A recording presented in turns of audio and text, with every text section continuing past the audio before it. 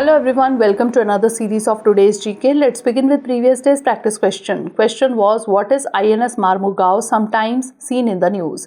Frigate, Indian Navy sailing vessel, nuclear submarine or guided missile destroyer? The correct answer is option D, guided missile destroyer. Recently, the Indian Navy successfully carried out an engagement of a sea-skimming supersonic target using its latest indigenous guided missile destroyer INS Mormugao. It is named after the historic port city of Goa on the west coast. INS Mormugao coincidentally undertook her first sea sortie on December 19, 2021, when Goa celebrated 60 years of liberation from Portuguese rule. The ship is propelled by 4 powerful gas turbines in a combined gas and gas configuration, capable of achieving speeds in excess of 30 knots. The ship has enhanced stealth features resulting in a reduced radar cross-section. It is packed with sophisticated weapons and sensors such as surface-to-surface missile and surface-to-air missiles. Therefore, option D is the correct answer. Now let's begin today's session. First question is, which of the following songs was composed by the famous 7th century Tamil poet saint Thirugnana Sambandar? Kolaru Padhigam, Silapathikaram, Thodudaya Seviya or Pitha Pirai Sood? The correct answer is option A, Kolaru Padhigam. Recently, the Sangol ceremony that took place on 14th August 1947 was seen in the news. During the ceremony, a special song known as Kolaru Padhigam, which was composed by the 7th century Tamil poet Thirugnana Sambandar, was also rendered. Thirugnana Sambandar was a young Saiva poet saint who lived in the 7th century CE. He is one of the most prominent saints amongst the 63 Nayanars. Sambandhar's entire collection of hymns about Lord Shiva is called Thirukadai-Kappu. Sambandhar attained salvation on Vishak Nakshatram day in Tamil month of Vakashi at the age of 16 during his marriage ceremony at Nallur, Perumanam or Achalpuram. Therefore, option A is the correct answer. Next question is, recently seen in the news, the Koundinya Wildlife Sanctuary is located in which of the following states? Karnataka, Andhra Pradesh, Tamil Nadu or Kerala? The correct answer is option B, Andhra Pradesh. Recently, the Standing Committee of the National Board for Wildlife has given a green signal for construction of the second phase of the 4-lane Bengaluru-Chennai Expressway. Koundinya Elephant Sanctuary is located in Palamner, Kuppam Forest Ranges of Chittor district of Andhra Pradesh. This sanctuary comes under Project Elephant, a country-wide elephant conservation project taken up by the Government of India. The plants like Albizia amara, Ficus glomerata, Ziziphus xylocarpus, Gymnosporia montana, etc. can be found here. The sanctuary also hosts animals like Indian elephant, panther, sloth bear, wild boar, chosingha, etc. Therefore, option B is the correct answer. Next question is, recently seen in the news, the AI supercomputer AIRAWAT is installed at which of the following places in India? IIT BHU Varanasi, IIT Kharagpur, CDAC Pune or CDAC Bengaluru? The correct answer is option C, CDAC Pune. Recently, the AI supercomputer AIRAWAT installed at CDAC Pune has been ranked 75th in the world. It was declared so in the 61st edition of Top 500 Global Supercomputing list at the International Supercomputing Conference in Germany. The system is installed under National Program on AI by the Government of India. AIRAWAT will provide the platform for not only specialized computing but also building infrastructures that will help the computing needs of innovation hubs and other research centers. AIRAWAT will empower the academia, research labs, scientific community, industry and startups to develop indigenous AI-enabled products and solutions, especially for solving India-specific grand challenges, complex, real-life problems. Therefore, option C is the correct answer. Next question is, consider the following statements regarding the United Nations Paris Principles on Human Rights. 1. The United Nations Paris Principles were adopted in 1993 by the UN General Assembly. 2. According to these principles, one of the criteria that national human rights institutions should meet in order to be effective is pluralism. Which of the statement or statements given above is or are correct? 1 only, 2 only, both 1 and 2, or neither 1 nor 2?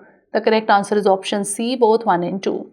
Recently, the UN recognized Global Alliance of National Human Rights Institutions deferred the accreditation of National Human Rights Commission India. The United Nations Paris Principles adopted in 1993 by the UN General Assembly provide the international benchmarks against which national human rights institutions can be accredited. Hence, statement 1 is correct. The national human rights institutions which are considered to fully comply with the Paris principles are accredited as A status, while those that partially comply are accredited as B status. The Paris Principles set out 6 main criteria that NHRIs are required to meet.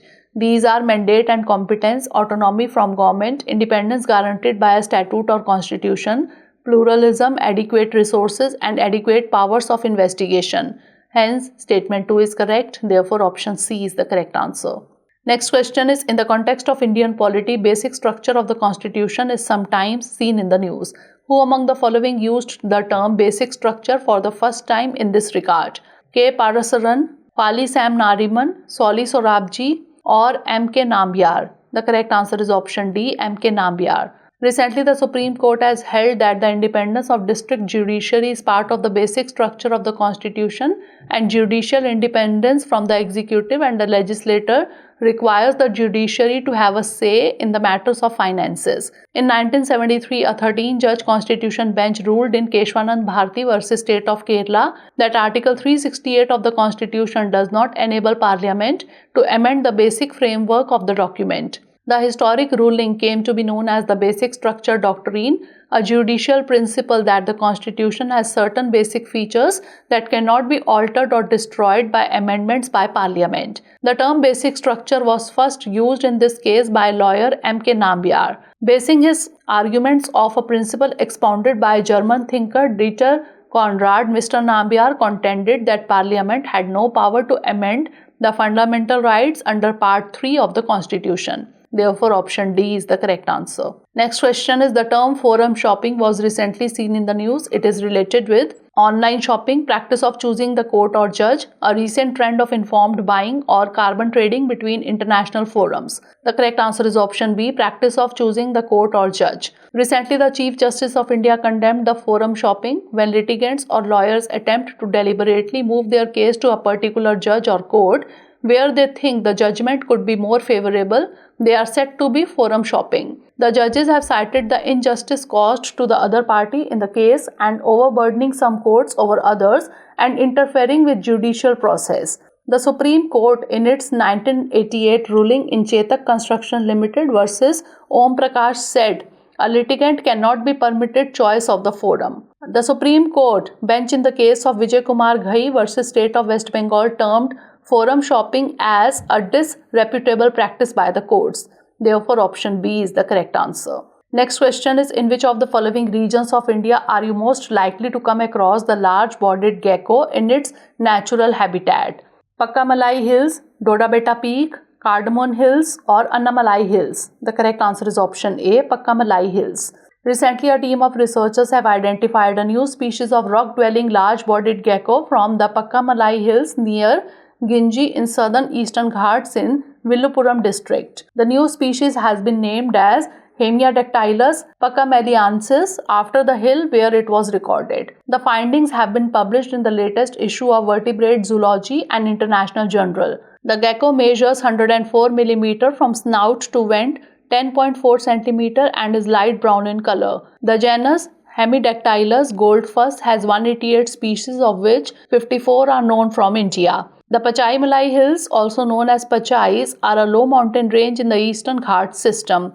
They are located in Tiruchirappalli district of Tamil Nadu. Therefore, option A is the correct answer. Next question is, consider the following statements regarding the UDAN 5.1. 1. Under this, routes where one of the origin or destination locations is in a priority area are allowed. 2. It is designed specifically for helicopter routes. Which of the statement or statements given above is or are correct? 1 only, 2 only, both 1 and 2, or neither 1 nor 2? The correct answer is option C, both 1 and 2. Recently, the Ministry of Civil Aviation, after 4 successful rounds of the Regional Connectivity Scheme, Ude Desh Ka Aam Nagrik or UDAN, and with the version 5.0 of the 5th round underway, has launched the UDAN 5.1 to further enhance the connectivity to remote areas of the country. For the first time under RCS UDAN, this round is designed specifically for helicopter routes. Hence, statement 2 is correct. The main features include of UDAN 5.1 are An increase in the scope of operations for operators wherein the scheme will now allow routes where one of the origin or destination locations is in a priority area. Earlier, both points had to be in priority areas. Hence, statement 1 is correct. Airfare caps have been reduced by as much as 25% to make flying in helicopters more affordable for passengers. Viability gap funding caps for the operators have been increased substantially for both single and twin engine helicopters to enhance financial viability for operating the awarded routes. Therefore, option C is the correct answer. Next question is, when is the World Thyroid Day observed? 24th May, 25th May, 23rd May or 26th May? The correct answer is option B, 25th May. Recently, the World Thyroid Day was observed globally, especially by doctors and medical associations. It is celebrated on 25th May. It is an annual event for all countries since thyroid disease is a global health concern. The date 25th May was chosen as the date of the World Thyroid Day celebration because the European Thyroid Association was established on this day. The thyroid disease cause the thyroid gland to make either too much or too little of the hormones. The thyroid gland is located at the front of the neck and produces thyroid hormones that travel through the blood to help regulate many other organs. Therefore, option B is the correct answer. Last question is, Heal in India is an initiative of which of the following ministries or institutions?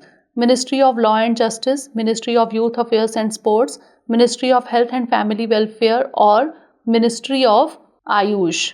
The correct answer is option C, Ministry of Health and Family Welfare.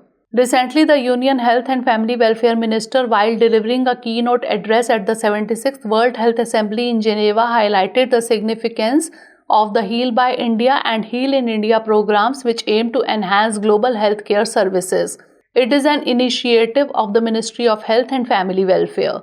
The initiative by the Health Ministry is to cement India's place as a global leader in the health sector and to boost medical tourism in the country. The Heal in India initiative has a digital portal that can help international patients navigate their medical journey in a simplified way. The initiative involves both central and the state governments and offer modern medicine as well as traditional medicine. It aims to standardize treatment packages for foreign nationals who come to the country for affordable treatment packages.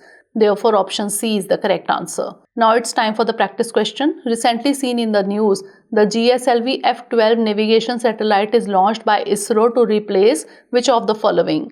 IRN-SS-1G, IRN-SS-1A, IRN-SS-1F or IRN-SS-1H. Send the answer of this question in the comment section. Stay tuned for the next episode. Thanks for watching.